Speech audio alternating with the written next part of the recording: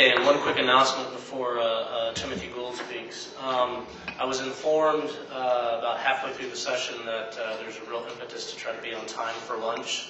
So the fact that we started late in the morning session, ran a little over, means it's going to impinge on our chance for question and answer. So I apologize for that, but I encourage you, if any of you have questions for the individual speakers, including myself, to approach us during lunch. I'm sure we'll be more than happy to answer any questions you may have. So our next speaker is Timothy Gould. He's currently a program manager for the Caspian Caucasus, Southeast Europe and Directorate of Global Energy Dialogue at the IEA. He's got a very long history in looking at not only Russia and Ukraine, but Eastern Europe and developments in Eastern Europe with regard to oil and gas. So please help me in welcoming Tim.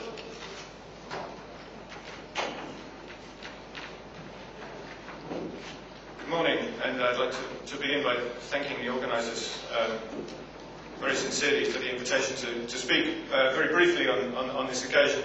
I won't be using the slides that I prepared, because I'd just like to touch upon 3 points that I think would be of interest as commentary to the previous presentations. Firstly, just to summarise some of the views that the IEA has taken in the past on the Russian gas sector.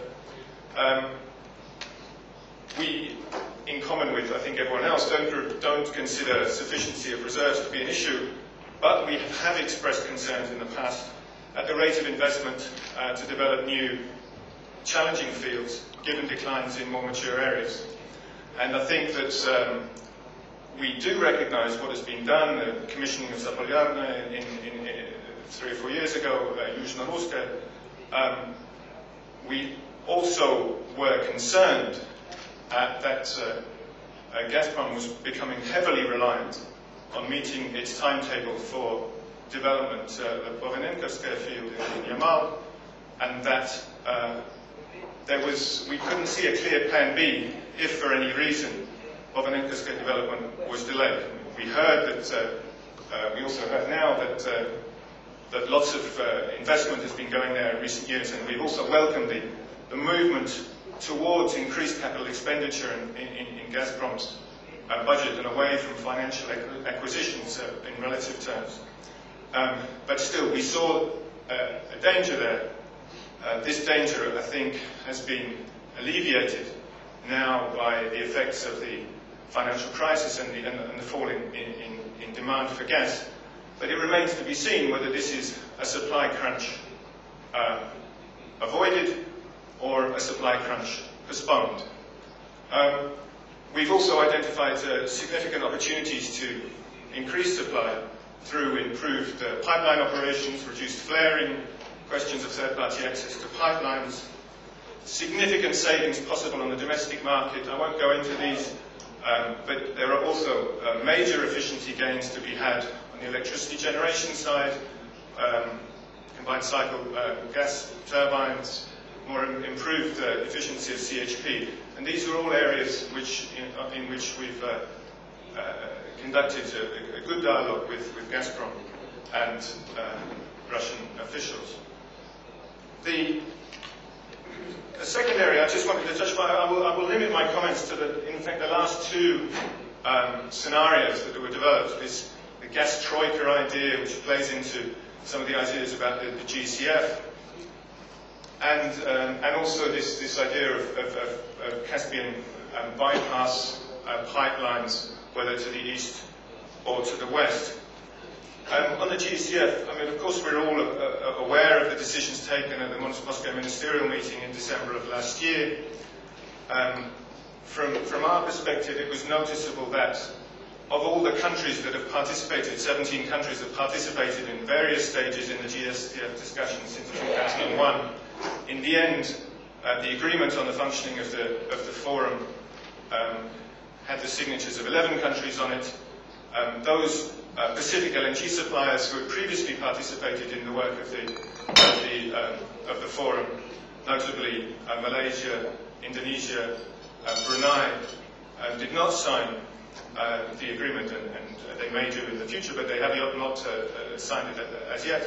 And so we saw, in a sense, a shift in the centre of gravity of the forum towards Atlantic LNG and the European supply, pipeline suppliers.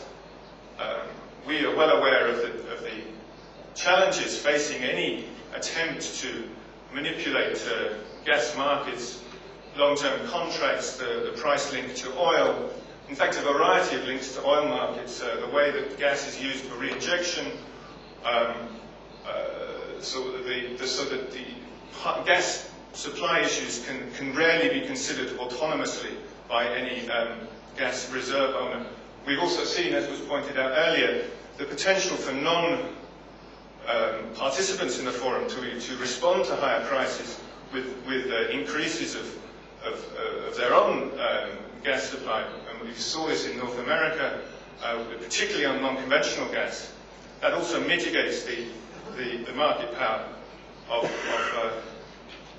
any forum member.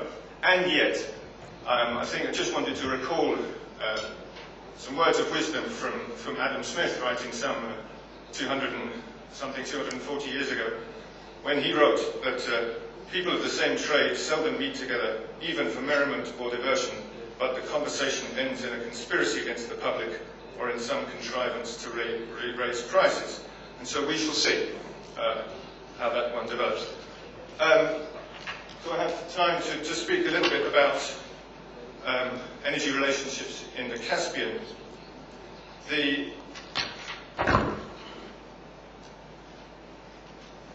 It's been pointed out that a major shift in terms of Caspian economics and gas politics has been the shift in terms of Russian pricing. This has fundamentally changed the sort of risk-reward balance for East Caspian producers, looking at the question of diversification. This shift in strategy represents, in our view, a sort of a move away from attempts to capture Central Asian resource rent and more of an attempt to pay what it takes to maintain a strong or quasi-monopoly position on the transportation side. The challenge for Russia in this sense is that China appears undeterred. The Turkmenistan-China pipeline construction continues. But I did want to mention some of the issues related to a southern corridor for gas supply. One of the main constraints is in fact also not in a sense related to Russian behavior, but it's the absence up until now of a functioning sort of corridor from Azerbaijan to European markets beyond Turkey. And without that demonstration effect that gas trade along a southern corridor can work, it's very difficult for East Caspian producers looking at the potential for a pipeline, a direct pipeline link to European markets, to see clear benefits associated with that direct gas trade.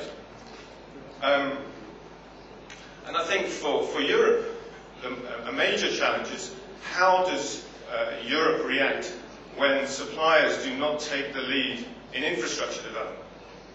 Because the traditional model, and one that you're very aware of, is, of course, with the Soviet Union, gas infrastructure was developed to the political border between East and West. Transit questions were looked after up until that point. You now have a situation with, for instance, with Turkmenistan, an insistence upon on-border sales, and therefore the onus for infrastructure development and managing all of these transit and commercial risks goes on downstream operators who are operating in a very different environment now, a competitive market environment. And that is a substantial challenge, and one that is quite difficult to manage, particularly as in the case of the Southern Corridor pipeline. You have multiple national borders and multiple national jurisdictions. I do think that Europe is starting to come to terms with these sorts of strategic dilemmas, and the start of a discussion on, for instance, a Caspian Development Corporation, which would represent a consolidated sort of gas purchasing mechanism for suppliers east of Baku is an important development. I would like to say, this was briefly mentioned by Tatiana, but the question of European gas demand projections is of much more than academic interest. These are important signals for potential suppliers. And it is extremely important to go back to the figures that are included in the EU Strategic Energy Review. There's an annex which contains the results of work done with a modelling of European gas demand, and to look at the assumptions there about European gas demand. It's widely assumed, and this is an assumption that the IEA shares in its reference case, that of a gradual increase in European gas demand over the period to 2030. And yet, in this document, the Strategic Energy Review, you have only one scenario showing an increase in gas demand, and three scenarios showing either flat demand or a decline in gas demand to 2020.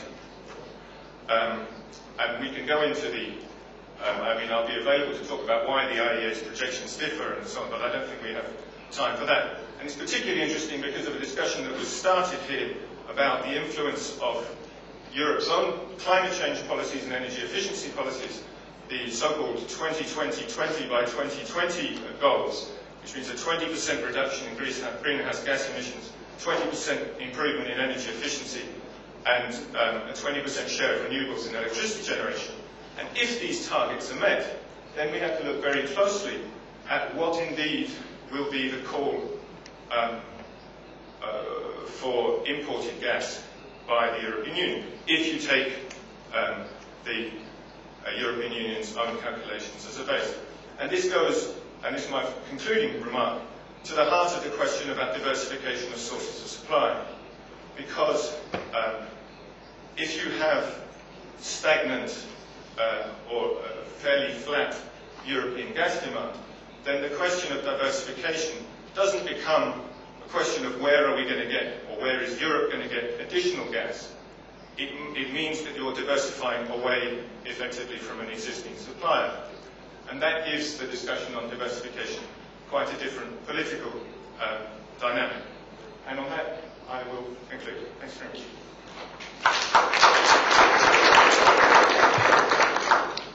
Please join me once again in giving the panel a round of applause. Thank you very much for all of your presentations. They're very insightful. And now, as promised, we're going to skip Q&A and adjourn for lunch. It's actually being served in the room right behind us. So feel free to approach any of us and ask us questions if you have them. But lunch is actually served. So.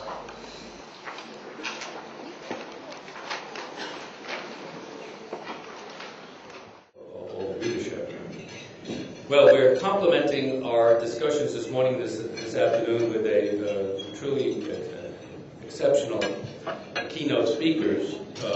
His Excellency Alexander Besmertnik, who will be introduced by Secretary Baker, and of course by Secretary Baker himself. Mr. Baker was the United States Secretary of State from 1989 until 1991. During a unique period of the Soviet-American and later the Russo-American relationship. The nuclear showdown that many had predicted since the late 1940s failed to occur. When the Soviet Union was collapsing, he played a critical role in making sure that the Cold War ended peacefully through negotiations without warfare or dangerous proliferation of nuclear materials. At the same time, he helped establish a spirit of cooperation between the two Cold War superpowers. Washington and Moscow worked together to reunite Germany. They negotiated far-reaching arms reduction treaties. They cooperated to bring Israel and all of our Arab neighbors together, face-to-face negotiations in the Madrid Peace Conference. And they made common cause to expel a former Soviet client state, Iraq, from Kuwait after Saddam Hussein's aggression. As a result, the late 1980s and the early 1990s became a period of opportunity and promise.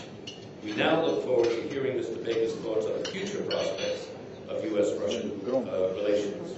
Ladies and gentlemen, join me in welcoming Secretary Baker to the podium.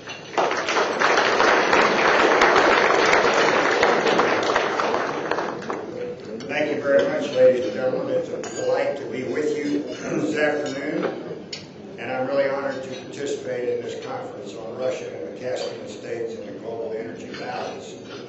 You know, the Baker Institute's Energy Forum is something we're very proud of. We're particularly proud of being able to co-host this event with Carnegie's Moscow Center and with my law firm, Baker Botts, LLP. Well, let me begin by thanking a few people who are here this afternoon and who've been involved in organizing and administering this conference, especially Sam Green, Martha Alcott, my partner at Baker Botts, Steve Wardlaw, Amy Myers-Jaffe of the Baker Institute, and Catherine Austin of Baker Botts.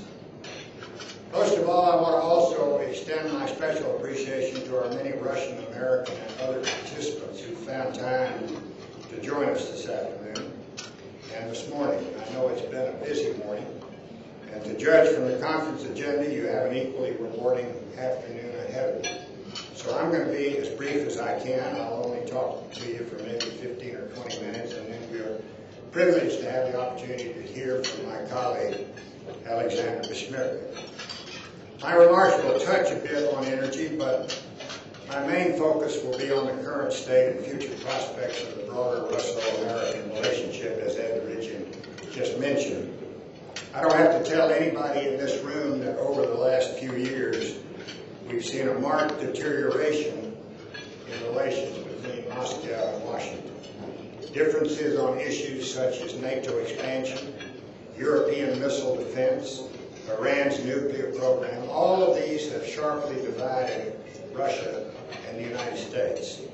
The Russo-Georgian War of last summer added further strains to that relationship. And by late last year, I think it's reasonable to say that our two countries have probably reached their lowest point since before the implosion of the Soviet Union. And I'm not standing up here this afternoon to try and assess blame for this state of affairs. I am not a historian, but I am someone who, along with our next speaker, has a fair amount of hands-on experience in improving the Russo-American relationship. And I personally remain deeply committed to that goal. I think it's incredibly important that our two countries have the best possible relationship they can, because we have many, many serious problems and issues that we need to deal with and that we need to deal with jointly. I also happen to be convinced that we are at a critical time period and that we enjoy today perhaps an opportunity to move the troubled relationship in less contentious and more productive directions. And I feel that way for two reasons. The first of those is the election of a new president in the United States. President Obama's election presents us with the opportunity that all new American administrations, whatever their political party is, enjoy. And that's a one-time chance to clean up the slate, as it were, in relations with foreign capitals. This power, of course, is not absolute. Every president enters office constrained by past commitments, both formal commitments and informal ones. And this is only right and proper. Continuity is an important quality in the conduct of foreign affairs. But there does, I think, exist a narrow window of opportunity for any new administration to reshape the tone and, to some extent, the substance of bilateral relationships. President Obama, and I think to his great credit, has said that he hopes to do precisely this with Russia. And I, for one, welcome his call for talks aimed at reducing our two countries' nuclear arsenals. Indeed, I would go further and seek Moscow's engagement in multilateral negotiations aimed at an ultimate goal, an aspirational goal, if you will, and that being the elimination at some day in the future, during the lives, hopefully, of some of you young folks out there, of all nuclear weapons worldwide. This is the so-called no nukes goal or aspiration of some of the other American luminaries who are in Moscow today, Henry Kissinger and George Shultz and Sam Nunn and William Perry. Of course, Attaining a world free of nuclear weapons will be the work of years and probably decades, if it ever happens at all. And it can only happen if everybody who possesses those weapons, and indeed, as my colleague Sasha Bismertnik reminded me last night, and all threshold states, all of those states that are on the threshold of attaining nuclear weapons, get rid of them, and then only if, or agree to get rid of them, and then only if they all get rid of them proportionately. The fact that Russia and the United States have 95% of the nuclear weapons in the world does not mean, in my view, that they must first start reducing before other nuclear states or threshold states have to reduce also. It has to be done proportionately, or we'll never get there. May never get there anyway, but it is a worthy and noble goal. When you think about it, you're talking now just about the nuclear weapon states. You're talking about the United States, Russia, France, Britain, China, India, Pakistan, Israel, and North Korea. And you say to yourself, okay, you're talking about those states, it ain't never going to happen. But that's no reason, in my view, that we ought not to support the aspiration, and no reason why we ought not to try. And if we're going to try, we ought to start sooner rather than later. And in saying that, I'm reminded of an anecdote that President Kennedy used to tell about the French Marshal Léoté, who once asked his gardener to plant a tree, and the gardener said to the Marshal, "Marshal, that tree is very slow growing, and it would not reach maturity. That type of tree is very slow growing, and it would not reach maturity in over 100 years. The Marshal replied, "Well, if that's the case, there's no time to lose. Plant it this afternoon." I feel the same way about this goal and aspiration, that if it's ever going to be undertaken, the sooner the effort begins, the better off we are. And make no mistake about it, I am not one who subscribes to the idea of unilateral disarmament. That's why I say everybody's got to agree to do it, everybody, and it's got to be done proportionately, or it's not going to happen. Now, as I said, 95% of the world's arsenals, nuclear arsenals, are possessed by the United States and Russia together.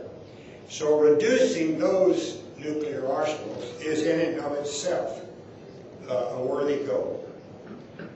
We haven't made any progress on that. Frankly, not much progress anyway, since I was Secretary of State when we negotiated START 1 and START 2. And as you know, those treaties have not come into force for various reasons. We're now 20 years away from the end of the Cold War. Surely there is no plausible strategic reason for our two countries to continue to maintain stockpiles of nuclear warheads that are capable of destroying each other several times over. So I also applaud the Obama administration's suggestion that the United States could revisit its plans for missile defense in Europe if it didn't have to worry about Iran's nuclear weapons program. Russian technical assistance to Iran has diminished in recent years, and that is something that, of course, the United States applauds. And Russia is to be commended for insisting that all the fuel rods from the soon-to-be-open Bushehr nuclear power plant be returned here to Russia for recycling. But there is still, I think, broad scope for Russian cooperation in getting Tehran to comply fully with United Nations resolutions and to cooperate with the International Atomic Energy Agency in good faith. I happen to think that the Obama administration's suggestion in this regard is more than just a negotiating ploy.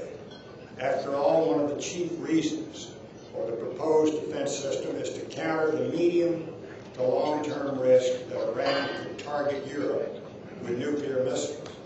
And should Russo-American cooperation in the UN or elsewhere succeed in averting this risk, there will be less need for missile defense in Europe.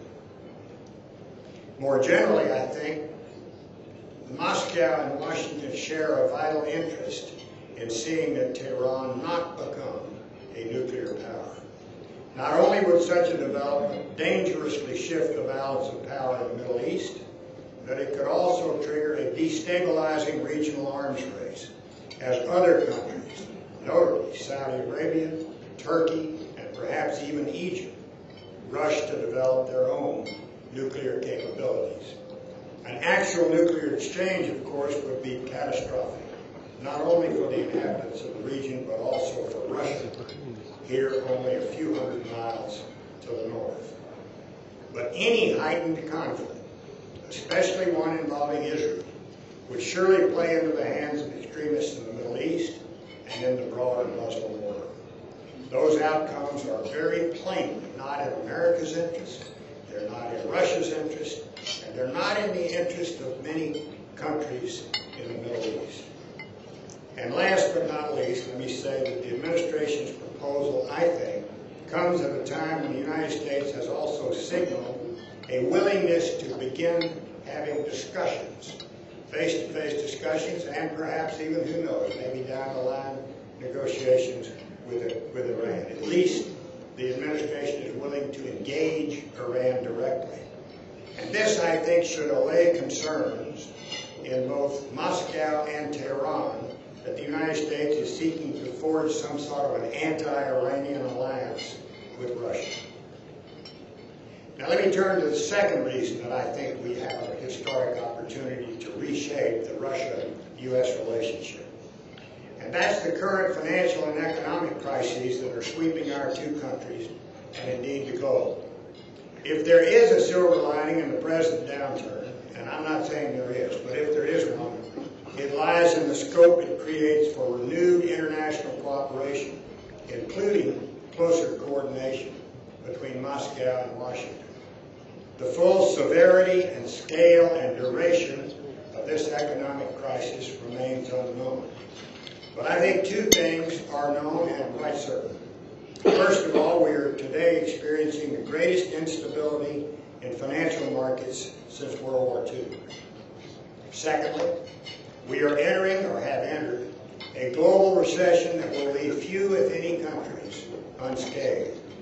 The causes of these related crises are complicated, but a lion's share of the blame must surely fall upon the political leaders, the regulators, and the bankers of the United States of America and other major financial centers.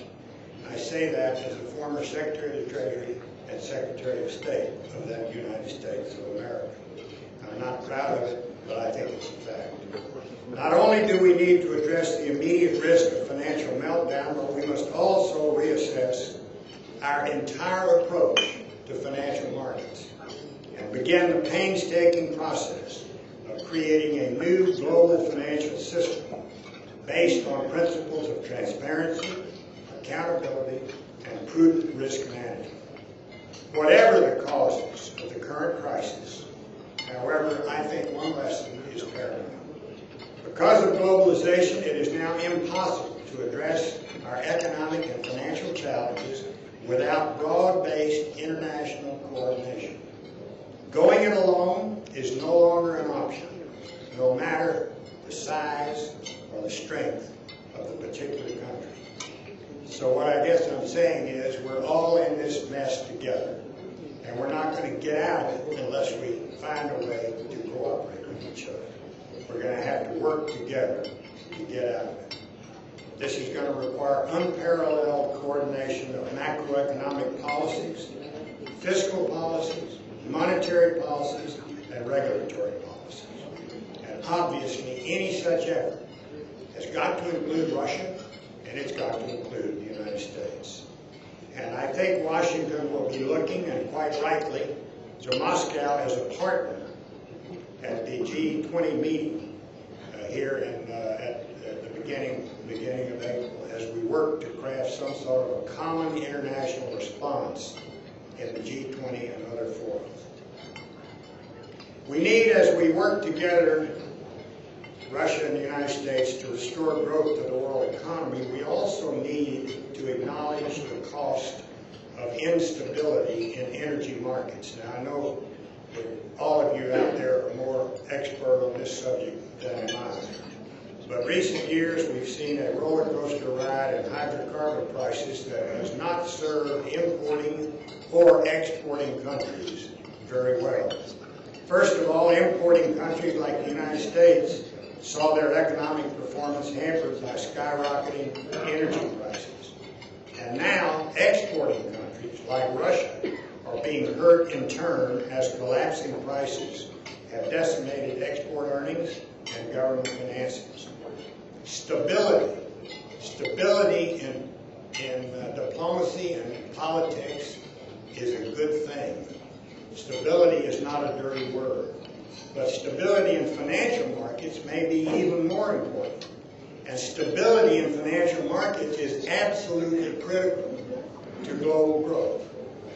So I would argue we need stability as well in energy markets, not just in financial markets. And here it seems to me that Russia is positioned to play a truly decisive role.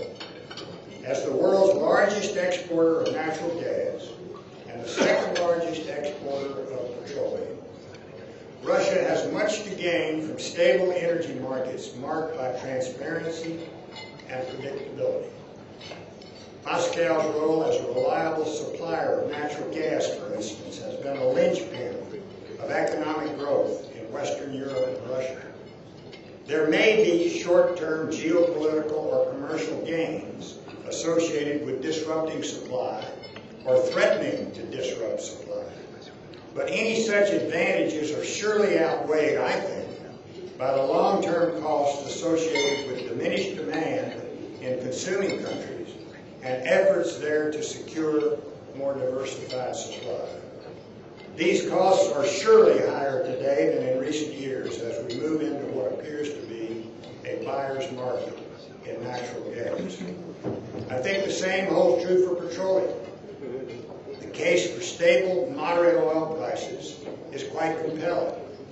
Volatile prices not only damage demand in the short to medium term, they also encourage the longer-term development of alternate hydrocarbon and renewable energy sources.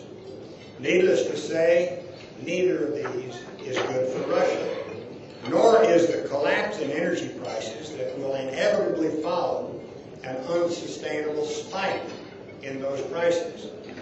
An abundance of natural resources is a blessing, but it can also be a curse.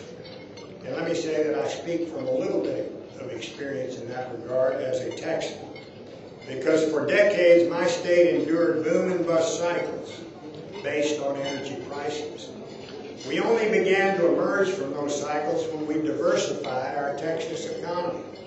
And it is in Moscow's interest, I think, and Washington's, that Russia become a more broad-based economy, less dependent on the vagaries of hydrocarbon prices. In conclusion, ladies and gentlemen, let me stress that Russia and the United States differ and will continue to differ on a range of important issues. And for us to pretend otherwise is to guarantee disillusion and disappointment. But we can, and indeed we must, learn to manage those differences better. We really do need to lower the rhetorical temperature. We must keep lines of communication open. We need to listen more closely to one another. NATO expansion, I think, is a case in point. From the perspective of Washington, NATO expansion is a critical tool in ensuring regional stability and consolidating democratic governance in member states. But for most, many and probably most in Moscow, NATO expansion appears to be nothing more than an effort to push Washington's sphere of influence to the borders of Russia. I doubt that this perceptual divide between the two countries is going to be bridged anytime soon. But I think both sides should show understanding and both sides should show restraint. Moscow, for its part, could realize that the United States considers the independence of potential NATO members like Ukraine and Georgia to be sacrosanct, their independence to be sacrosanct. Washington, in turn, should really move more judiciously with possible expansion to ensure that territorial disputes, like those over South Ossetia and Abkhazia, do not become flashpoints for conflict between Russia and NATO. Even as we manage our differences, however, we must move beyond them in areas where our interests are aligned. And I've mentioned reducing strategic arsenals, stemming the proliferation of weapons of mass destruction, crafting a common policy toward the current economic crisis, and working to improve the stability of hydrocarbon markets. But there are more. Combating terrorism and addressing global climate change are merely two of those others, and there are others in addition. The Obama administration has said it wants to hit the reset button on Russo-American relations. That is a very admirable idea, and all of us, Russians and Americans alike, should welcome it. But we should also be aware that forging a new relationship between Washington and Moscow is not going to be simple. Success is going to take time, and it's going to take hard work. It will demand a commitment to realistic goals, and it will demand a commitment to pragmatic solutions in both camps. Above all, success will require an appreciation of the importance for both of our countries, and indeed for the world, of a new beginning in Russo-American relations. Thank you all very, very much.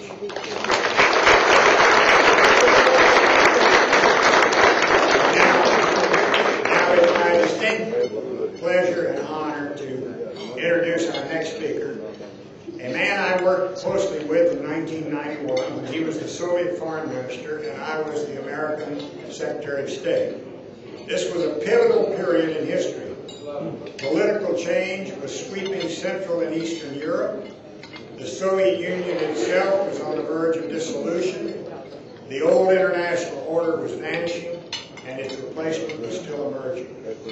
While his tenure as foreign minister may have been brief, our speaker nonetheless played an absolutely critical role in making sure that the Cold War ended with a whimper rather than with a bang.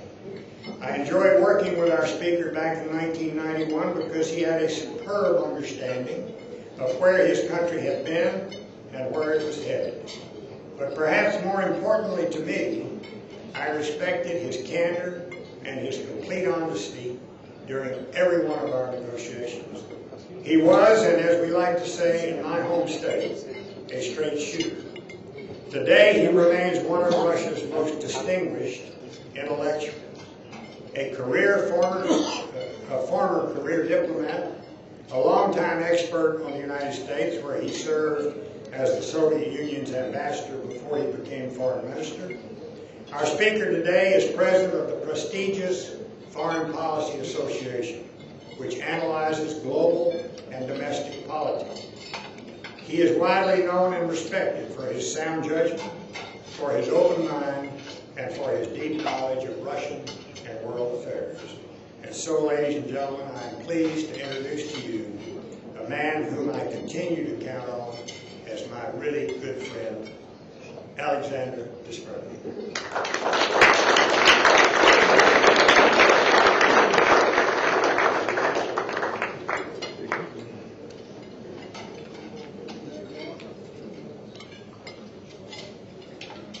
Mr. Secretary, Excellencies, ladies and gentlemen, first of all, I would like to thank the Secretary, my good friend, and the partner in difficult times of our relationship, for the excellent presentation, which I have to work more to deserve every word he said. Still, there is some time for the development of our relationship, so I shall probably deserve some of these words which you mentioned about me. I really feel privileged to share with you some of my thoughts about the Russian-American relationships.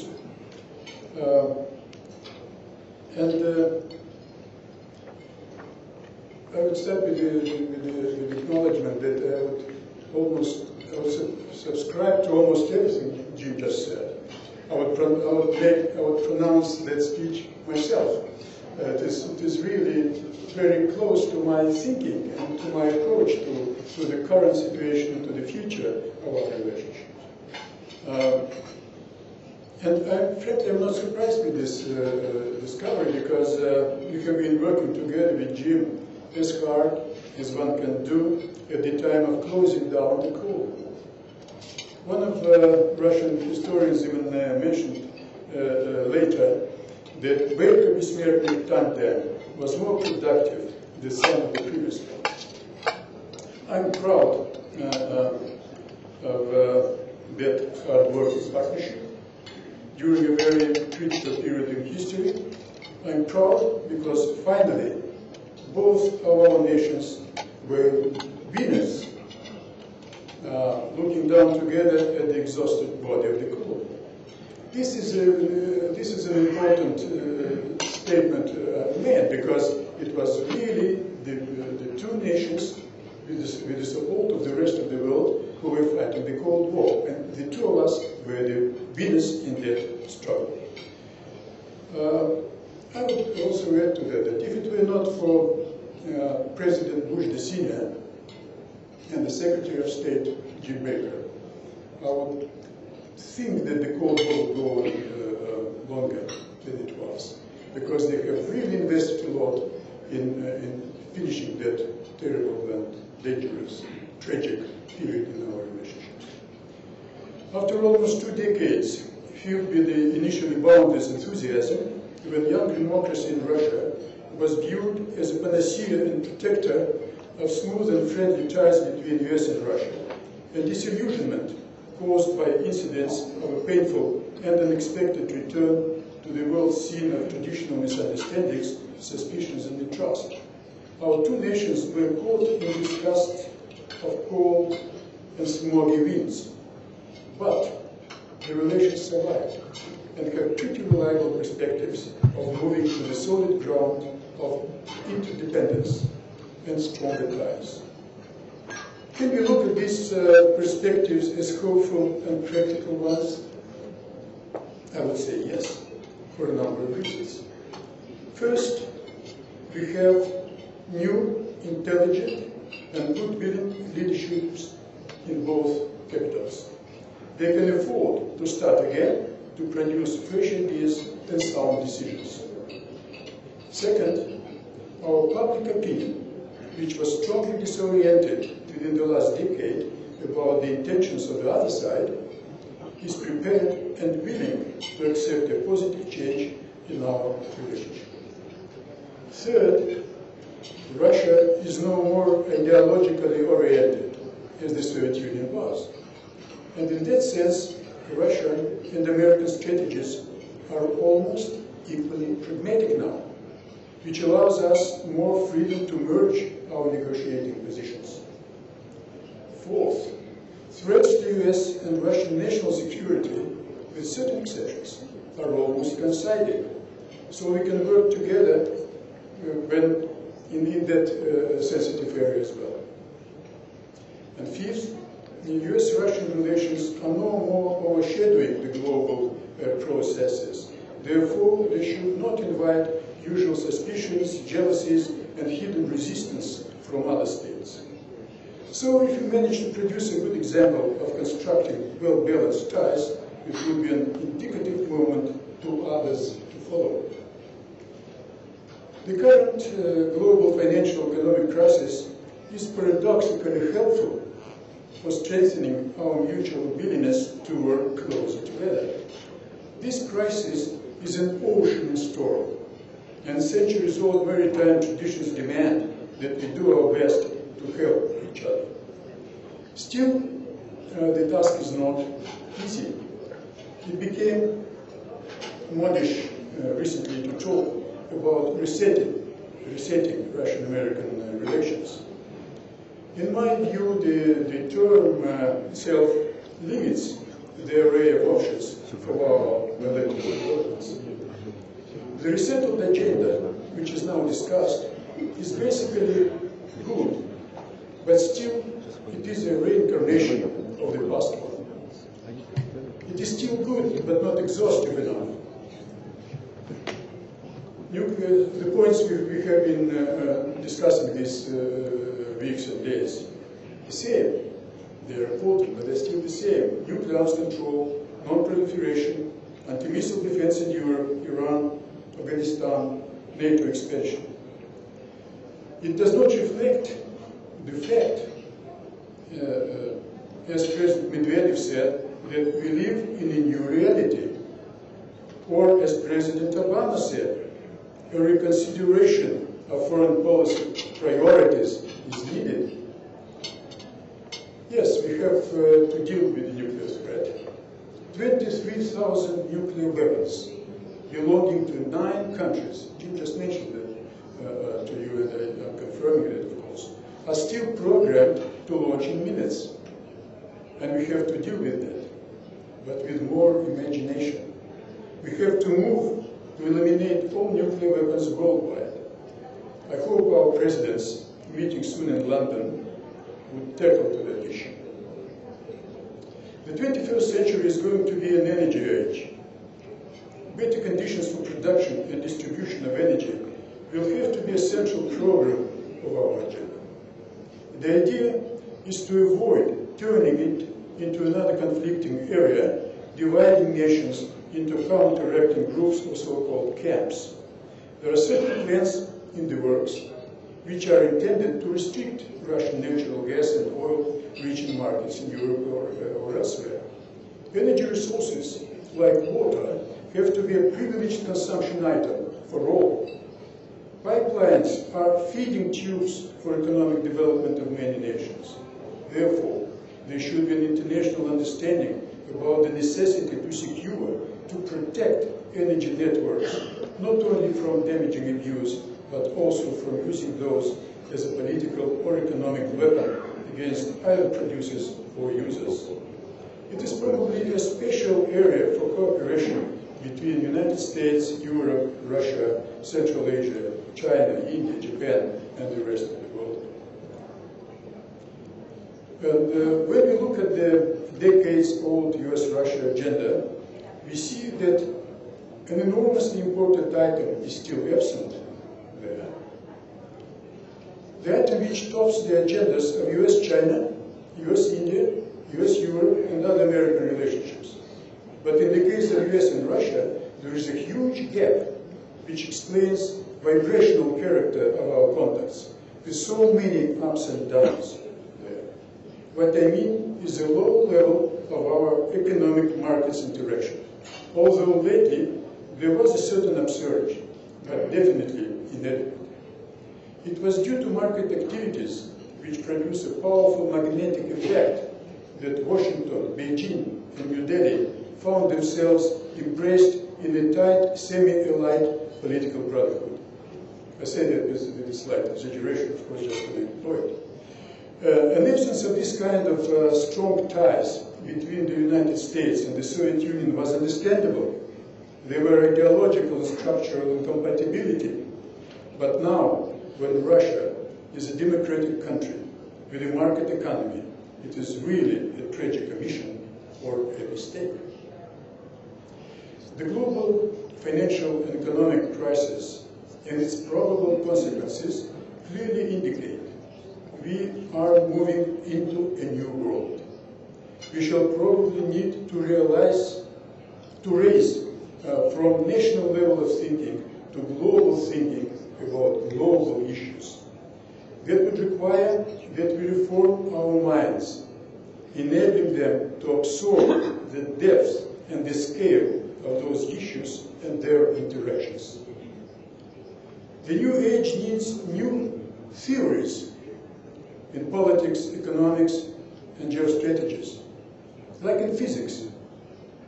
When at the beginning of the 20th century, experiments went beyond classical mechanics, as you know, a new theory of quantum physics emerged. The current economic chaos shows that the theory of probability, which is the basic of economic activities currently, is no more valid in the economic analysis. We have to do something about it. It's important.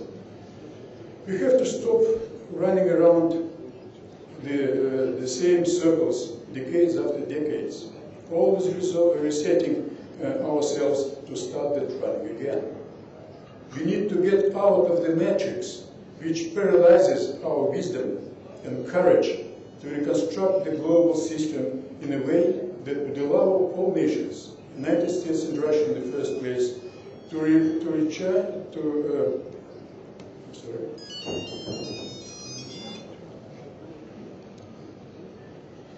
it was not the correct. So that we could recharge our global developments and to a higher level of peace and prosperity. We all deserve it. Thank you very much.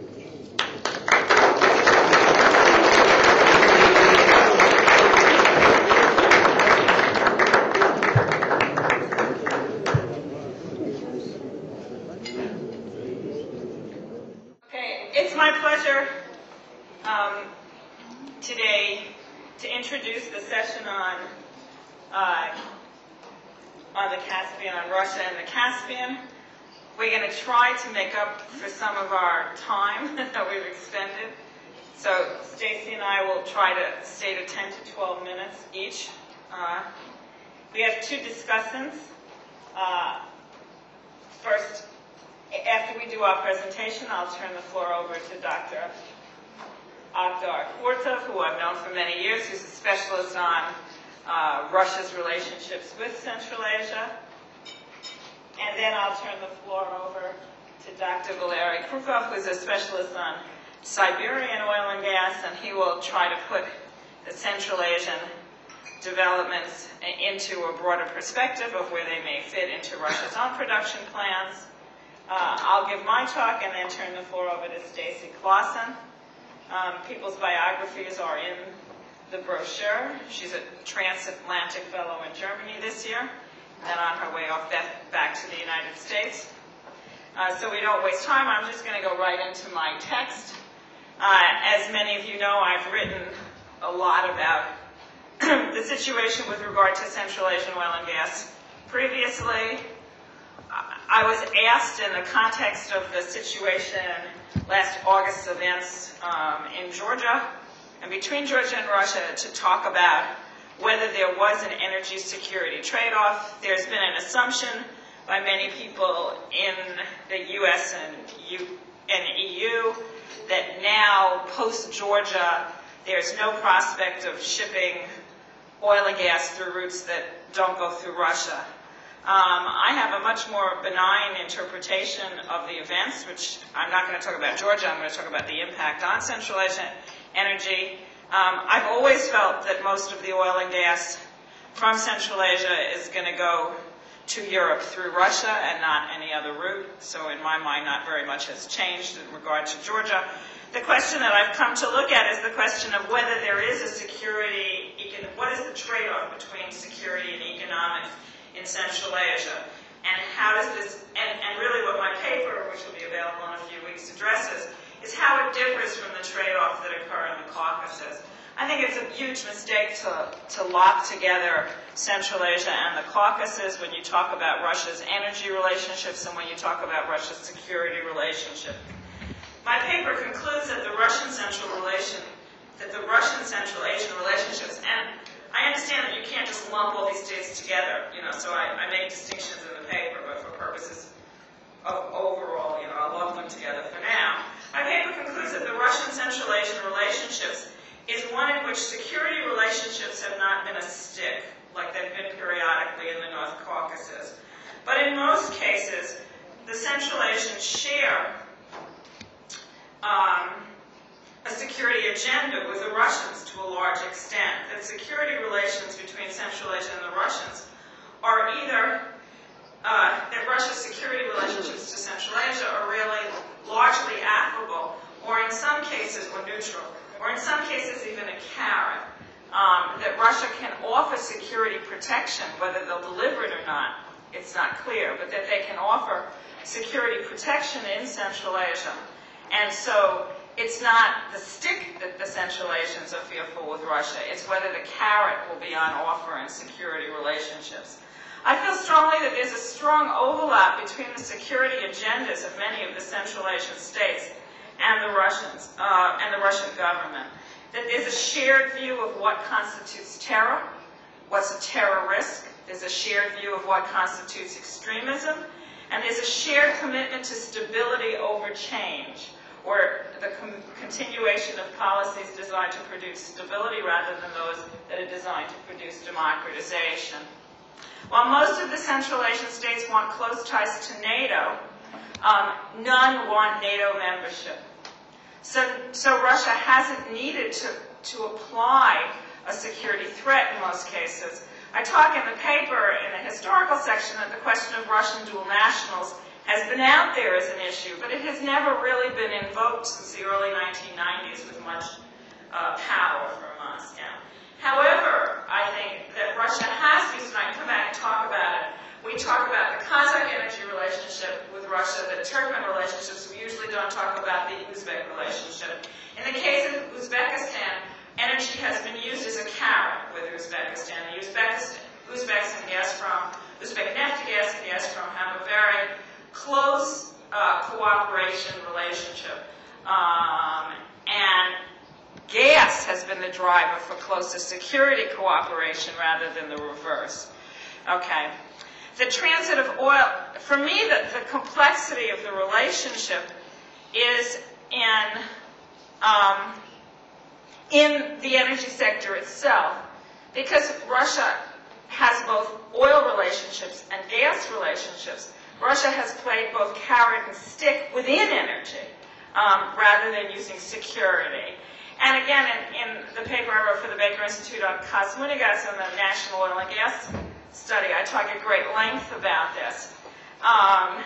Russia has had very complex use of sticks and carrots with regard to, in the Kazakh case, CPC expansion and the BTC pipeline. Sometimes the sticks, as I elaborate in the paper, have backfired badly. It has, on occasion, pushed Kazakhstan closer to shipping. It's pushed Kazakhstan to building the port at Aktau and to moving to a rail facility, a big port facility on both sides of the Caspian.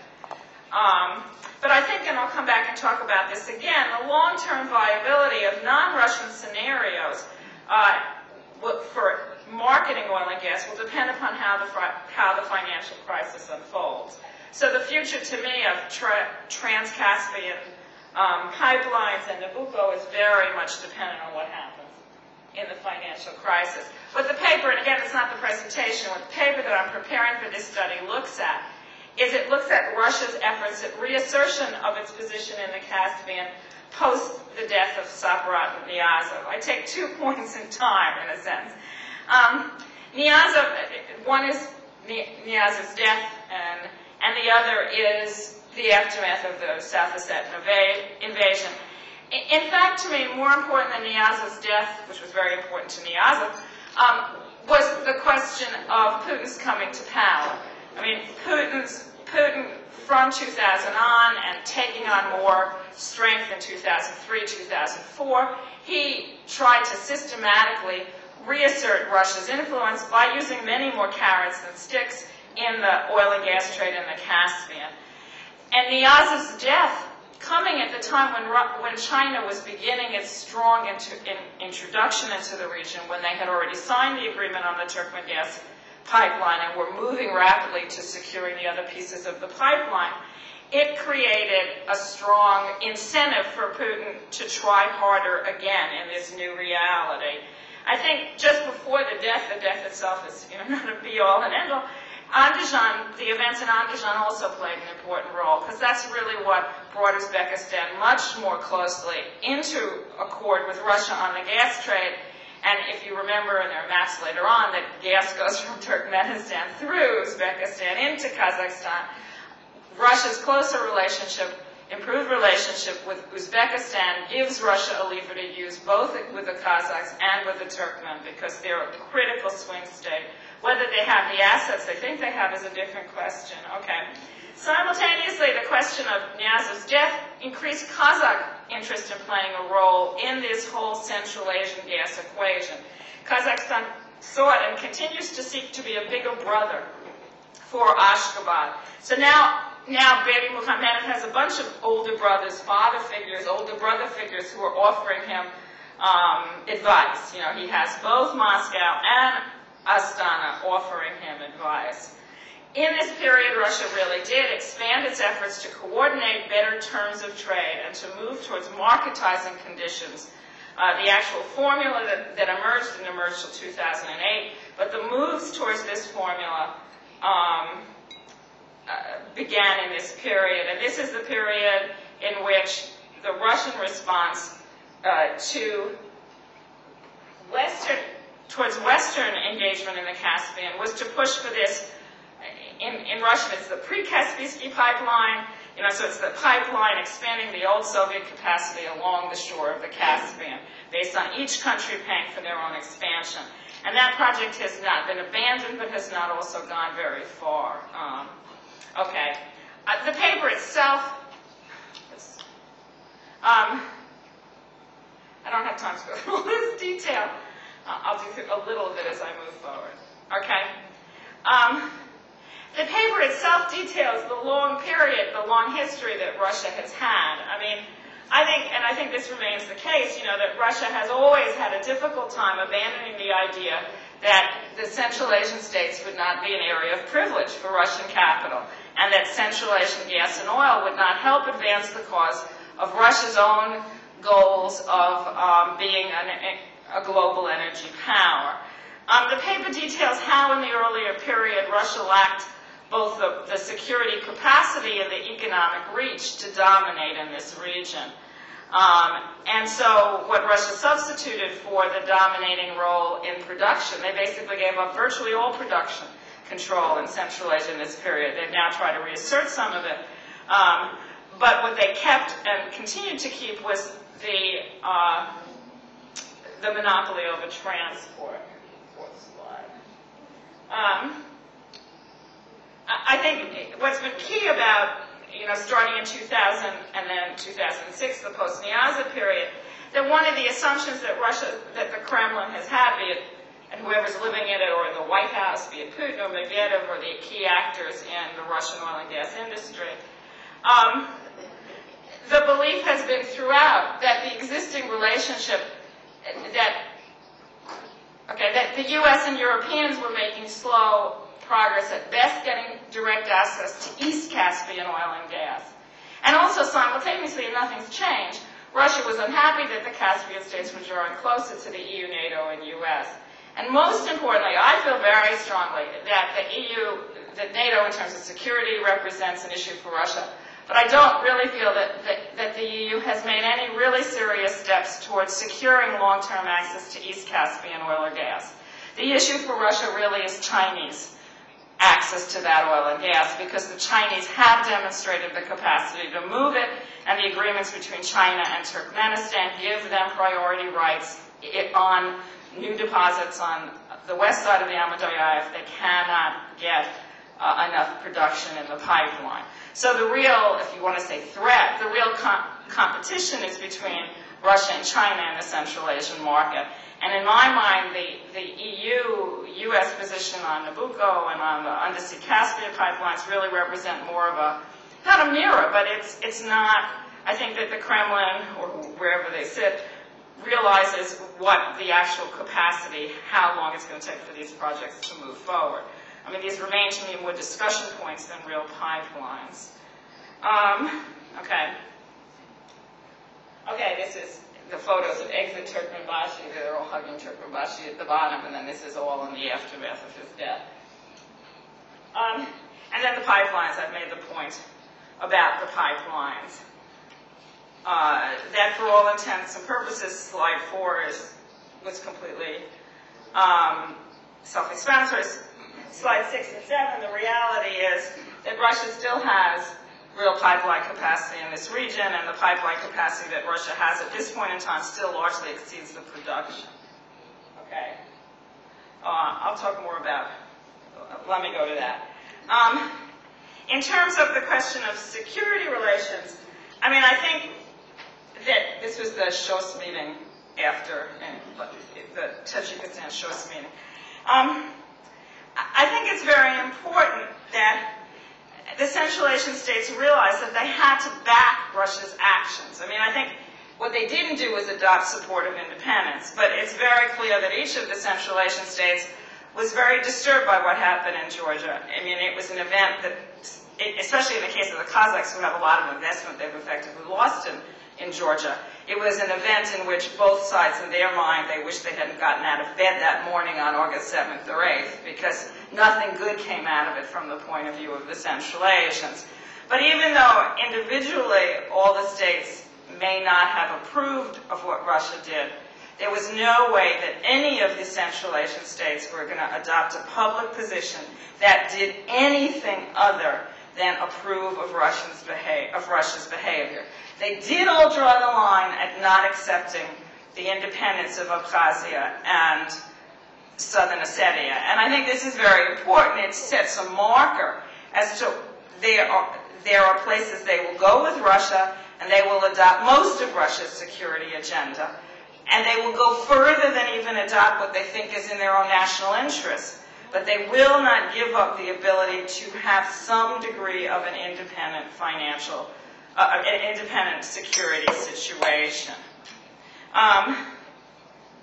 However, this realization is not translated immediately into a shared relationship in the oil and gas sector. Okay, I want to take a second because I'm almost out of time to explain this.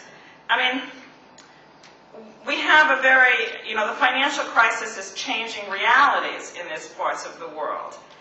And what Russia is now beginning to do, they did it to some extent in Uzbekistan by offering the Uzbeks a very good deal on their gas, first of all. And now we see it with the Kyrgyz. What they're offering is in return for security cooperation, they will engage in preferential economic policies. But Moscow, not the country, set the understanding of what preferential economic policies are. So right now Russia is, and I think both sides are still testing the relationship, what Moscow will give the Kyrgyz in return for the Kyrgyz, moving entirely away from NATO. But again, they're giving them a lot less that sometimes appears on the headlines. What Moscow is offering the Kyrgyz is a reduction of debt and some limited credit, but it's really Russian possession of a hydroelectric plant that they've been long after. This whole incursion of Russia into hydro to match the gas, I think, is very important. But there's no investment coming forward yet. I mean, this is Russia, and this, I think, is kind of the model for the future, that Moscow's goals, and they're completely commercially rational, is to try to use the financial crisis wherever possible to acquire assets that may have value later on. Let me touch just a little bit more of that as I conclude.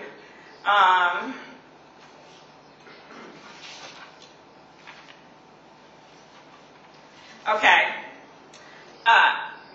I want to talk about Azerbaijan, and then I want to talk not about what's up there about the future relations. I think I've really said that. I want to talk about what the future relationships between Russia and Central Asia may look like in this financial crisis. First, I do think Azerbaijan is still the prize that's out there that Moscow hasn't figured out how to acquire, at least in part. And if there's a state that has impact in the Caspian, where there is an impact from Ossetia, it really is Azerbaijan. Not because Azerbaijan is terrified that Russia will close off BTC and BTE, but because Moscow has demonstrated that frozen conflicts don't have to stay frozen when Moscow wants to unfreeze them. And for Azerbaijan, the whole question of Karabakh is really a critical issue.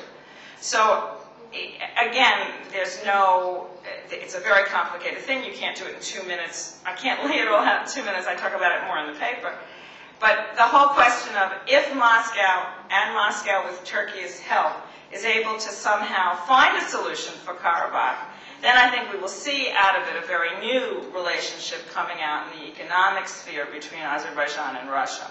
And that will really change the balance in the Caspian enormously. What shape that relationship would have is hard to say. I mean, it could be anything. I'm not saying BTC and BTE would be closed. You could find asset swaps. You could get Russia sharing projects in Russia with the Azeris. I mean, there would be a whole host of different kinds of relationships. But that, Azerbaijan, rather than any of the East Caspian states, is the piece of the puzzle that Russia still hasn't satisfied itself with. It's still a piece of the puzzle that they're out to try to find a solution for. Let me talk some about what's going to happen, what could happen in the crisis. We have very little idea, really, of where the financial crisis is going to go. And we don't know whether the big ticket projects in Central Asia are going to move forward according to plan. Karachaganak has already been slowed up. Partly that's because of questions internal to the transaction. Kashagan keeps saying that they're not going to slow up, but it's a very, very expensive project.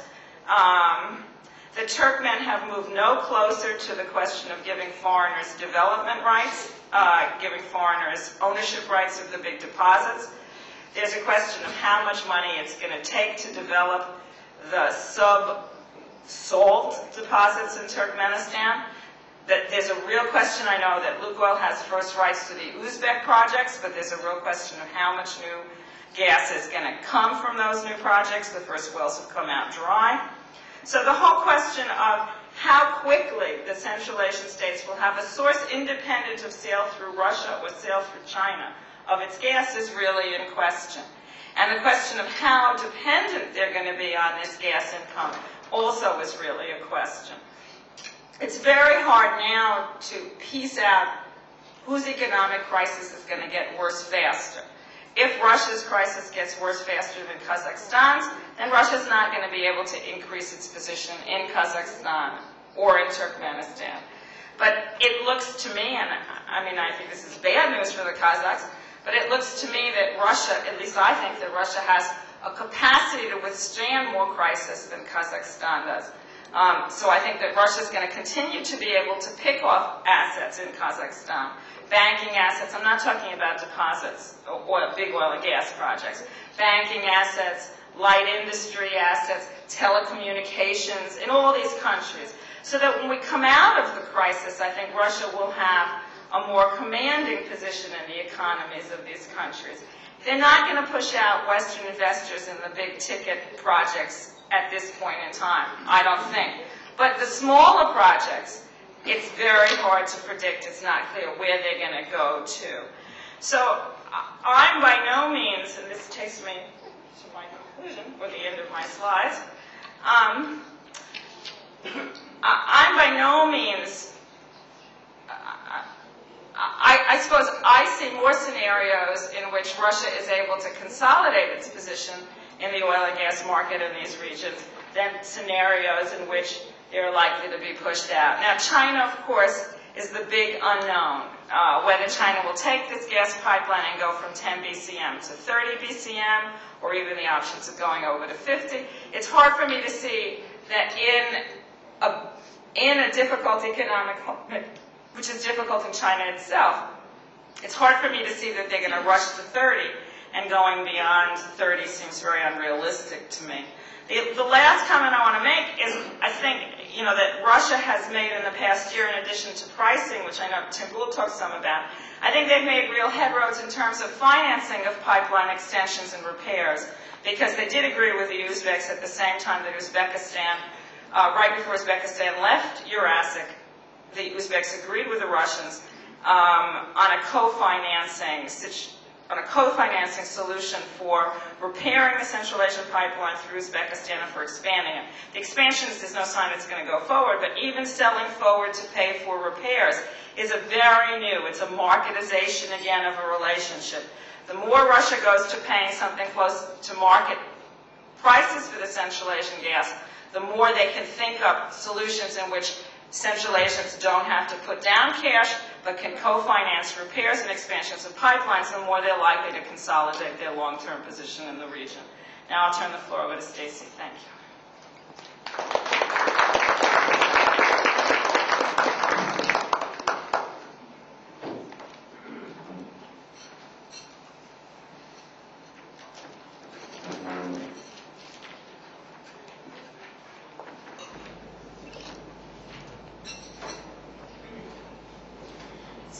also want to thank the conference organizers for the invitation to participate in this discussion today. And the topic of my paper is slightly more micro than the previous papers.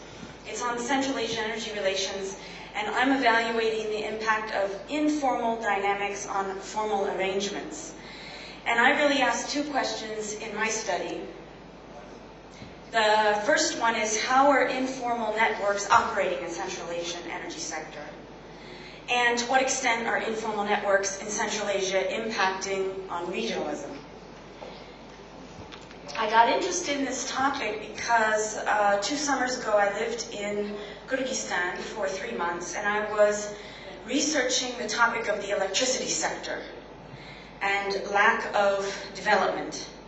And I had several discussions with experts in Bishkek and around the region. And what I discovered was, or what they told me about, were both the internal, inside Kyrgyzstan, swaps, and the external, between Kyrgyzstan and its neighbors, swap system. And they called it a barter and swap system. And it involved coal, gas, water, electricity, and oil. And some of the bartering and swapping since then has been regularized. This has been 2 years ago. For example, gas from Uzbekistan to southern Kazakhstan is now equally swapped for gas from northern Kazakhstan into Russia. But swaps are still critical. Why? Because they meet two primary issues in the region. They meet peak time capacity. There's no independent system in Central Asia that can't operate without this peak time capacity swapping. And they reach large population centers that are either not reached by their own indigenous resources, like Kazakhstan's southern region for gas, or Kazakhstan's northern region for electricity. And a major conundrum remains, and this has been in the press a lot lately.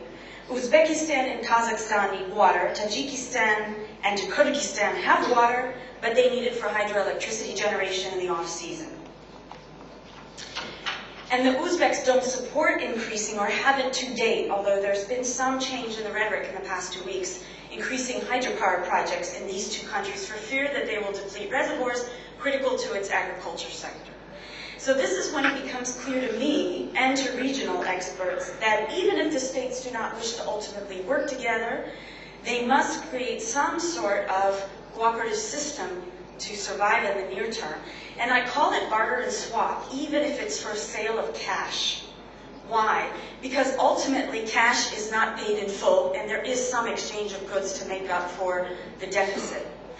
The problems with this system are multifold. First of all, it's not regulated, and it's subject to cancellation without penalty. It leads to a role for intermediary traders, which can result in very expensive overcharges for delivery. There has been in the past, but it's less discussed nowadays, theft or deliberate diversion, which hampers reliability of supply. As I already said, it harms agriculture. It heightens tensions between the regional leaders, which impacts on other economic sectors like customs unions. And these rolling blackouts that you've seen in all 5 states in electricity and gas in the past several years has impacted on industrial production, social stability, and development. And there are economists in the region that are working on studies talking about what are the shortages doing to industrial development. So there's 5 parts of my study, and there are also 5 parts of my talk, and they are the following. I'm going to go over what are informal networks, Central Asian states' energy concerns, notions of regionalism, a few case studies, and the future of energy regionalism. And obviously I don't have time to go in depth, so the study forthcoming will provide much more detail. What are networks, informal dynamics? I use these 2 terms interchangeably because informal dynamics are basically created by a web of relations among mostly formal actors who operate in a non-transparent medium for profit maximization. And everybody you see here is engaged in the energy sector across the Central Asian region in these informal dynamics. There are studies on informal dynamics in the region. They're multiplying as we speak, but mostly they're focused on the elite families, the patrimonial system, and they don't tend to cross borders, and they don't tend to treat the networks as a primary actor, and I do in my study. For me, they are the primary actor in influencing regional dynamics. And my main point is that Central Asia's system is driven by survival of the leaders and personal enrichment. This is nothing new to you. But this makes the leaders beholden to informal interests. They must have the finances from these informal arrangements to maintain control over the system. And this, since creating an economically feasible regional energy system would require liberalization, this would adversely affect all of these actors. And so several authors recently have talked about what's really happening in Central Asia is a virtual regionalism, right? So it's not actually taking place, but there's a lot of discussion and a lot of organizational meetings. And I'll go into that in a moment. But before I do, what I want to say is there's an awful lot of, I don't want to say that there's not cross-border activity. There's an awful lot of cross-border activity. It's just not formalized, nor does it contribute to long-term development in energy sectors. The second part of my study looks at Central Asian states' energy concerns. And I have a series of slides which have one message, and that is they have different energy concerns. I think everyone in this room coming to a conference on the Caspian knows that. But when I looked at the figures from a recent report, the European Commission, they were starkly different and somehow overlapping interests at the same time. Many analysts in the region, when you interview them, you ask, why can't you cooperate? Why is the system breaking down in the barter swap this season? And they talk about an imbalanced economic development. We, Kazakhstan, are much stronger than you, Kyrgyzstan, for example. They talk about competition between leaderships. They can't get along, they can't make deals, they go back on their deals. Or they talk about divided allegiances. We're going to go to China, we're going to go to West, etc. But here we see from this chart there are actual physical varying differences between the states. And this is another chart which also starkly shows that a share of energy sector and industrial output and the share of energy in GDP are significantly higher for both Kazakhstan and Turkmenistan in the region. Now, a word of caution. There's no agreed definition of when a country can be considered energy-based economy, but one indicative reference suggests that it's 10% share of energy in GDP and 40% of exports. And this threshold is met in Azerbaijan, Kazakhstan, Russia, and Turkmenistan. However, in the same year that you have Turkmenistan at 80% for goods, energy goods and total exports, you have Kyrgyzstan at a deficit of 30%. So it's a stark difference in the two. I'd only say one more thing about statistics. I always find them a bit distorted because of the informal dynamics. There are things like re-exports are not in these statistics, non-transparent contracts, and legal schemes with minimized taxing, and also transfer pricing is never really shown. There's just one more chart, and it shows the share of total primary energy supply. And here you see there's no distorting that each state's share in total energy primary supply differs vastly, but you would think this would lead them to cooperate. And the final thing I want to say about the Central Asian states and their key challenges is some of them overlap, as you see in this slide. And just to compare two states, Kazakhstan, Kyrgyzstan, right? Two neighbors. Kazakhstan. Problems, Martha already listed some of them. Limited oil and gas outlets, likely delays at major oil fields. Future of domestic and foreign investment is uncertain. It still imports oil products to correct demand gap and heavy use of oil in production. Gas import dependency on Russia and Uzbekistan in critical mass areas. And indigenous power generation gas supply does not cover population dense areas. Kyrgyzstan, dependent on gas, coal, and oil from Uzbekistan and Kazakhstan. Hydropower generation is so far unrealized. State ownership is stifling reforms. Severe electricity shortages due to a mismanagement of water. Poor relations with neighbors, which limit energy exchanges. And very slow privatization, and only possibly to Russia. So what have the Central Asian states attempted to do? Over the years, with the help of external actors, they've attempted to create various regional organizations to address these issues. Since '92, they've been talking about regional organizations, and these intersecting circles show the various memberships of these organizations. Some of them have to attend as many as 12 ministerials a year, right, if 2 are held a year. And what I want to, the bottom line of this is that each attempt at creating regional regulatory regimes has not succeeded. Eurosec, the Eurasian Economic Community, was originally Russia-Belarus Customs Unit, to which Kazakhstan, Kyrgyzstan, and Tajikistan joined, but it suffers from conflicting interests. Belarus versus the Central Asian states. Customs Union only has 3 members. And recently it's lost credit because it's failed to deal with the water-energy nexus, despite many pronouncements and meetings. Shanghai Cooperation Organization has already been mentioned by Martha. The only thing I'll say is that despite the fact that it's been called an energy club, energy is one of 4 pillars, it's a forum mainly for Russia and China to work on bilateral investments with each of the states. ECHO is less heard of, Economic Cooperation Organization, it was started in '85. In '92, the Central Asian states joined, all of them actually, but this rivalry between Iran and Turkey over export directions has stifled progress in the organization, and recently Turkmenistan and Uzbekistan have been absent of meetings. And in the 90s, the EU established various organizations, but in their reports, they constantly complain of physical barriers, inability to operate across borders, and they say that there's no partner in the EU really to cooperate with. And finally, CARIC. Now, CARIC is probably more successful because it has money. It is basically the Asian Development Bank along with international financial institutions, and they have lots of plans to move forward on particularly an electricity market system.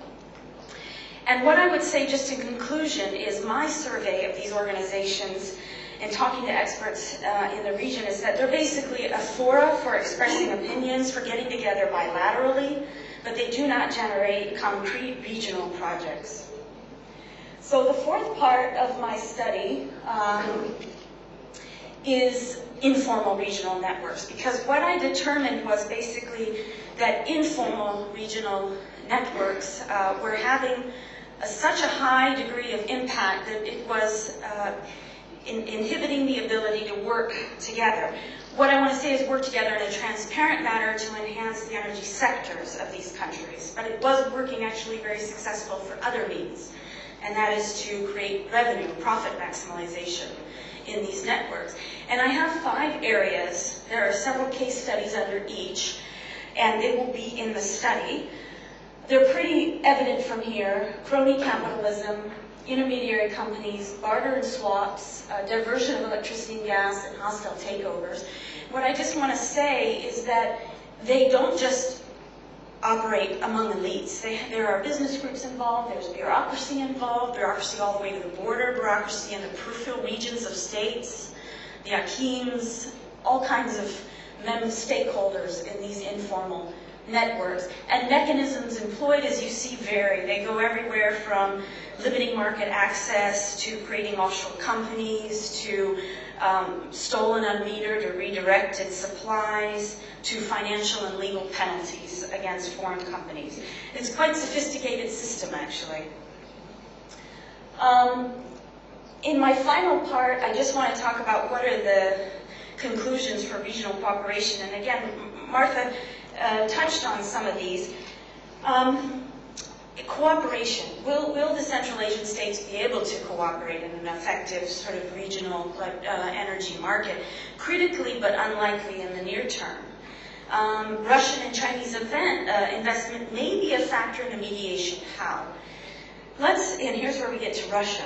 Gazprom at the moment has a controlling interest in Kyrgyzgas, and that could be increasing.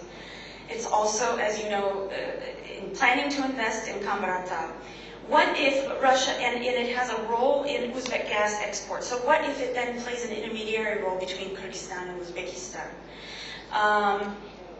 Same thing for China in the tri-state gas pipeline, but I don't see how that would happen.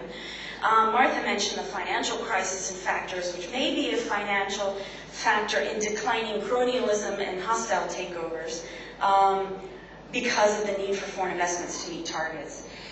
The second option would be collision, if the Central Asian states really collide. And this past season, we've seen the states increasingly go towards this, with threats and Kazakhstan pulling itself out of the electricity market, and parts of Kyrgyzstan going dark due to a lack of Uzbek transit because they have bad relations with Tajikistan. I mean, these are kind of just cascading issues that don't seem to ever stop. And what I'd say about collision is it's most likely in the near term because the role of the organizations that we mentioned are limited. Bilateral relationships are strained. There's been no progress in liberalizing trade and investment and promoting transit, establishing customs unions for trade of commodities in the energy sector. The third option would be collusion. And collusion I also see decreasing over time. In the near term, it will remain. Intermediaries are still there. Electricity and gas diversion for sale continues, especially Uzbeks. They divert gas and sell it for cash, keeping part of their local economy without gas. Kyrgyz do the same thing with electricity. Shortages of supplies and lack of finance will facilitate further collusion, and weak regimes as well. But there's two possible factors in decreasing collusion. Could the economics of trade replace non-transparent transactions? Martha mentioned this. Is the raising of the tariff or tax for gas transit, for example, through Russia, will that regularize some sort of trade? And this is a factor that might be way out there in some of your minds, but will there be pressure from societies to supply them with gas and power? At some point, there's got to be. You can only go through so many winters without electricity and gas. And in conclusion, what I would just say, and this is still a work in progress, I usually shy away from policy considerations, but these are from reports that I read or from interviews I had, and directly from regional players. And what I would say is that the region loses about $1.7 billion a year of 3% GDP from poor water management alone, just water management. And a UN Human Development Report in 2005 concluded that regional cooperation in economic sectors such as energy could double regional economy in 10 years, increase GDP by 20% in Kazakhstan and 15% in Kyrgyzstan in 20 years. So regionalism seems important if you want to enhance your economy.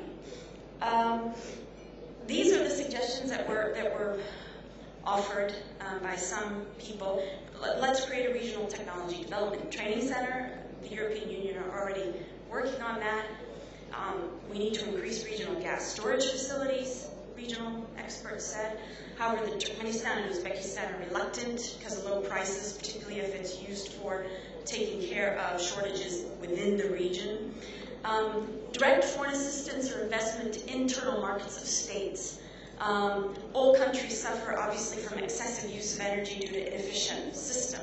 But none of the majors or private companies investing in these countries were interested. They had done studies, they had tried to look at how they would invest internally, and there wasn't a profit to be made. Only one company I talked to is looking at gasification of Kazakhstan.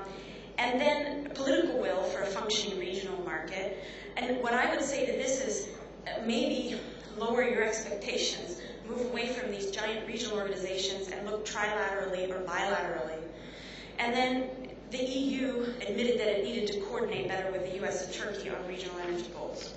So I'll end it there and forward to our discussants.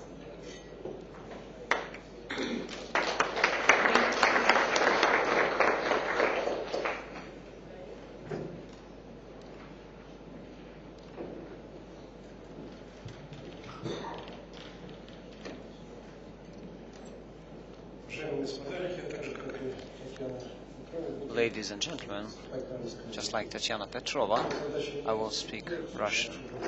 I will not attempt to make a large-scale presentation, but just rather offer some comments on my part. Let me first of all respond not as much the previous two presentations on Central Asia, but rather to touch upon some ideas which were shared in the morning session, because they really impressed me much more. Much has been said about Russia's capacity and the potential use of the Caspian region's resources. When talking about Caspian, people mostly mean post-Soviet states, but in the south of Caspian there's Iran, which is a large possessor of hydrocarbon resources. It was also mentioned that Saudi Arabia can force Iran to reverse its policy in one day if Iran tries to sharply increase oil production. I remember in 1980s there were much smaller reason about Shatir Arab River conflict, and it triggered the Iran-Iraq war, which lasted 8 years. I'm not sure why Saudi Arabia should try to enter into conflict with Iran. There was another idea which was saying that objectively Iran is an objective competitor for Russia, a potential competitor for Russia in terms of oil supply. But this is no axiom. As was rightfully mentioned by Tatiana Mitrova, the Russian government has been much more flexible in the recent years and is very much aware of the situation. Just as recently as last weekend, a memorandum was signed. Of course, this is not a close-cut agreement with clear set of obligations, but still a memorandum between gas corporations of Russia and Iran. This document may reshape the situation from what we saw in the maps today, that were demonstrated today. The idea was that Russia could participate in creating capacities, LNG production capacities in the south of Iran, and this is an intention of Iran. This will open up for Russia some very new market through swaps and other mechanisms, a market of Arabian countries and Southern Asia markets. This may make possible the Southern Pars pipeline project, which goes through Pakistan to India. So this idea may be revived. According to what we heard, the reports we heard about the memorandum, Russia went as far as agreeing to supply Russian natural gas to northern Iran in exchange for the same amounts of gas in the south of Iran. This is possible both theoretically and practically.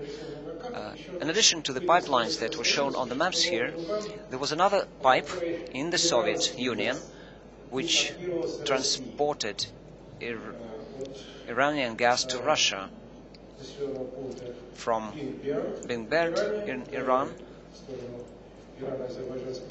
across the Iranian-Azeri border to Qazi Magomed in Azerbaijan.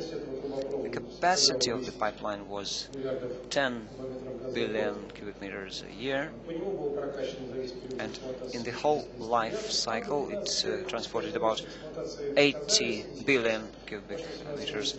Now its capacity is only 5 billion, but this pipeline is then connected to a pipe leading to Russia through Mozdok to Shirvanovka in Russia, and it is possible to pump gas in the opposite direction as well. But there is another interesting fact about the memorandum.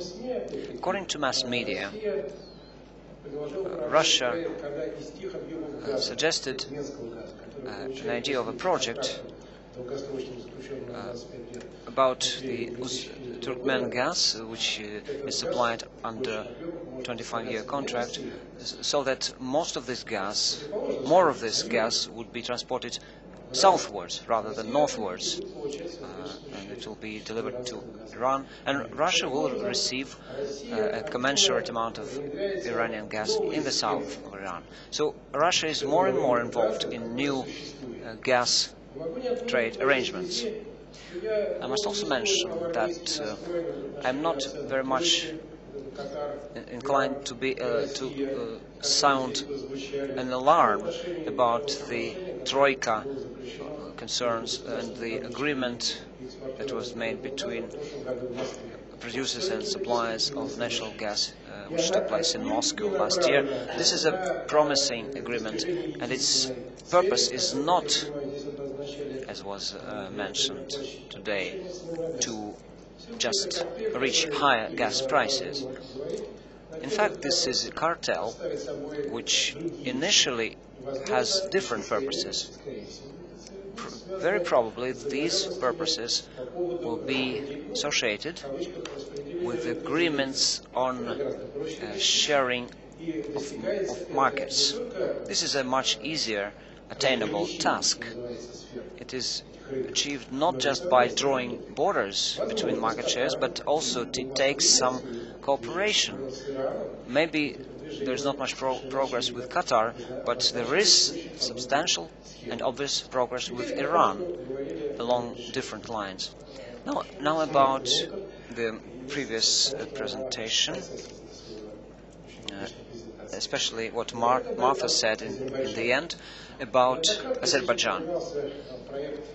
The Nabucco project was mentioned several times today. This is a project which is all but dead. It is very obvious that EU funding is dwindling, and it's no longer a priority in the list, which makes me say what I say. Azerbaijan was consistently shown as a country with some fantastic reserves of oil and gas, but this is not confirmed in practice. Of course, Turkmenistan, Kazakhstan and Azerbaijan are all bluffing to some extent when it comes to potential production capacities. We heard about Kashagar being launched in 2005, now it's all rescheduled to 2014. In 2005, Turkmenistan was supposed to reach 50 million ton production target. Even now it is producing only 1/5 of this amount. The Azeri government is now saying that this year they will produce 61 million tons of oil. I'm not sure how they will do it, because last year they only produced 41 million tons, and that was below the target, 8 million tons below the annual target. The golden age for the Azeri miracle is over. That was back in 2005, 6 and 7. In 2006, GDP of Azerbaijan rose fantastically by 34% a year, and annual increase in oil production was 10.5 million tons. But this will not happen again, especially when it comes to natural gas. Azerbaijan has its own ways to produce gas. Yes, they do produce 16 billion cubic meters of gas, which is, of course, by far not enough to fill the Nabucco pipeline. But just as Iran, we should understand what kind of gas it is. Both Azerbaijan and Iran are injecting much of gas back in underground. Iran injected 7 billion cubic meters underground out of 8 billion that they produced, just to produce oil, which is more important for Iran. And we could talk theoretically about filling pipeline, but people who say so forget about internal demand of Azerbaijan, which is 12 billion cubic meters. And Azerbaijan is diversifying its economy and in the process of building aluminum smelter and steel plant, and they will need an additional 5 billion cubic meters of gas a year. So, in fact, Azerbaijan and Russia have mutual interests in terms of supplying gas to Iran. Unlike Turkey and Georgia, and that was about supplying gas from Azerbaijan to Iran. Sometimes, but the price for that was twice or three times as high as for Azerbaijan. It was twice as profitable to trade with Russia than with Turkey and Georgia. As for water trade and between Central Asian countries, I am pessimistic when they are facing water shortages, especially in this crisis. The situation will only get worse. According to the United Nations, about 200 million migrants are expected all over the world, people who will be leaving their home countries because of unfavorable economic conditions. And countries of Central Asia will be hit by this migration: Kyrgyzstan, Uzbekistan and Tajikistan. This is a reality we must face, and we should try to forecast when we think about amounts of gas, million tons of oil, etc., etc. Thank you.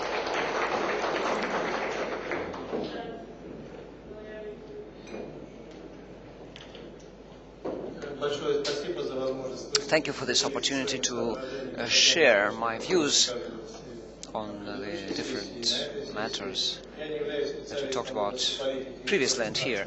I'm not specializing in policies or history of Central Asia. I'm much more involved with the problems of Eastern and Western Siberia, oil and gas sector of Russia, and regional problems, regional issues of eastern parts of Russia. And so I will rather talk about using the legacy infrastructure, regionally based, and my second point will be the interconnection between fuel and energy sectors in Central Asia and in the neighboring areas of Russia, mostly Western and East, mostly Western Siberia and only slightly Eastern Siberia. As for infrastructural links, these had a lot of commonality in the Soviet Union, and up to this date, these facilities are being used very much. It would be much easier for everyone if the former Soviet countries of Central Asia, which are now sovereign countries, would come together and agree how they would jointly use the legacy infrastructure that was built in the Soviet economy. I will remind you what I'm talking about. There are three of them, three such systems. One is Kogalym-Surgut, Omsk-Pavlodar pipeline to Cherkent, the pipeline which is running through West Siberia to Kazakhstan, almost to the border of the former Soviet Union, and Kazakhstan refineries were located alongside the pipeline. In the middle of 1990s, some American companies and research centers were studying the possibility to supply Russian oil along this pipeline to further through Siberia, but the problem was that it was a period of privatization in Kazakhstan. The situation was very unsteady. It was not clear who was in charge. The second production technology system was electricity delivery network between Siberia and the European part of Russia. By the way, if we can come back for a while to the oil subject, just like between Iran and Azerbaijan, there have been arrangements between Kazakhstan and Orenburg and Russia, and Guryevo and Orenburg technological facilities which are still operating.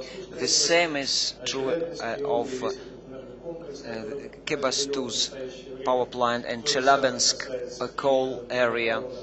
The same goes to the non-functioning pipeline, which I mentioned, which is currently not in operation. The same concerns the Trans-Siberian Railroad, the southern part between Chelyabinsk and Omsk, the part which runs through Kazakhstan is not operating with the same use of capacity as a northern part. If the countries could agree about sharing the benefits of joint operation of these projects, as an economist, I would say that in this case the problems would be very much alleviated. This is my first idea.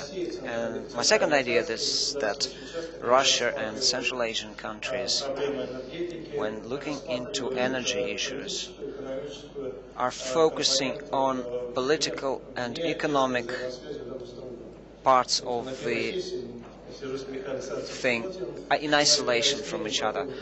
I was talking to Mikhail Subotin today in the first session, and we're agreeing that there's a lot of asymmetry in Russian policy towards different markets. Russia, Ukraine, Russia, Central Asia, Russia, Sakhalin. These imbalances results in ever-changing approaches and uncertainty in the ways that Russian companies in Central Asian countries implement energy projects. Back in the 1990s, the failure to introduce Yamal projects was that Gazprom could reach higher intensiveness in Nadim Urtaz group, and in this way could compensate shortages of natural gas by using imports from Turkmenistan, Kazakhstan, and later from Uzbekistan. But as gas was growing in price, and also given the price thresholds that Russia was setting at the border with Ukraine and Europe, prices on the border between Russia and Central Asian countries also rose. In 2005, the result was that Central Asian gas became non-competitive within the Russian natural gas balance, because import prices were higher than the internally regulated Russian prices for gas. These are important aspects.